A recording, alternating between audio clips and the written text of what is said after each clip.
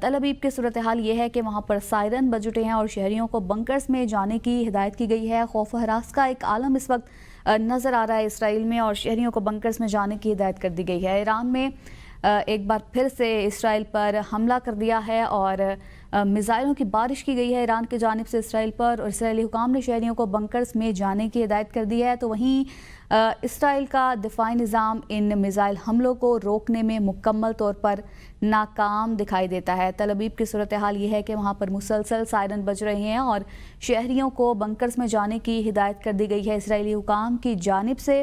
ایران نے ایک بار پھر سے اسرائیل پر حملہ کر دیا، ایران کی جانب سے میزائلوں کی بارش کی گئی ہے۔ آپ کو بتائیں اس اہم پیش رفت سے متعلق، ایران نے پہلی مرتبہ اپنے نئے میزائل کا بھی استعمال کیا ہے ان حملوں میں، اور اسرائیل بھر میں متعدد سائرن بج اٹھے ہیں۔ تل ابیب کی صورتحال سے آپ کو آگاہ کر رہی ہیں، وہاں پر مسلسل سائرن بج رہے ہیں اور شہریوں کو بنکرز میں جانے کی ہدایت کر دی گئی ہے، جبکہ اسرائیلی میزائل دفاعی نظام کئی میزائلوں کو مار گرانے میں ناکام رہا۔ متعدد اسرائیلی شہری ہلاک اور زخمی ہوئے ہیں، اور تازہ ترین اعداد و شمار کے مطابق 27 اسرائیلی ہلاک ہوئے ہیں جبکہ 600 سے زائد زخمی ہیں۔ اسرائیل کے کئی شہروں میں ہائی الرٹ جاری کر دیا گیا ہے، اور ایرانی میڈیا کے مطابق بیلسٹک میزائلوں سے اسرائیل کے فوجی اڈے پر بھی حملہ کیا گیا ہے، جبکہ موساد ہیڈ کوارٹر تباہ ہونے کی تصدیق کی گئی ہے، اور اسرائیل کی سب سے بڑی حیفا آئل ریفائنری بھی تباہ کر دی گئی ہے۔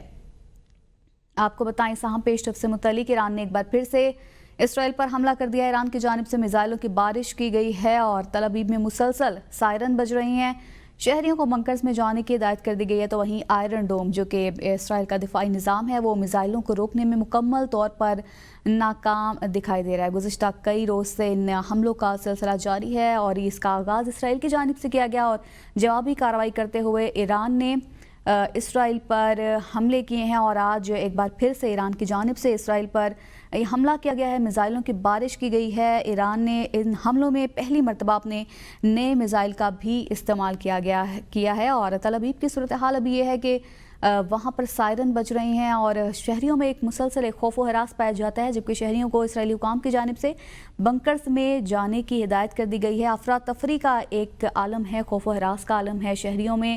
ایران نے ایک بار پھر سے اسرائیل پر حملہ کر دیا ہے۔ تازہ ترین صورتحال سے آپ کو آگاہ کر رہی ہیں، ایران نے اسرائیل پر میزائلوں کی بارش کر دی ہے۔ ایران کی جانب سے اسرائیل پر مزید میزائل داغے گئے ہیں۔ اسرائیلی فوج کا بھی بیان سامنے آ گیا، ایران نے ایک بار پھر سے اسرائیل پر حملہ کر دیا، تل ابیب اور حیفا میں سائرن بج اٹھے، شہریوں کو بنکرز میں جانے کی ہدایت کر دی گئی ہے۔ اسرائیلی حکام کا کہنا ہے کہ ایران نے ایک بار پھر میزائلوں سے حملہ کیا ہے۔ اسرائیل کا دفاعی نظام ایرانی میزائلوں کو روکنے میں مکمل طور پر ناکام دکھائی دے رہا ہے۔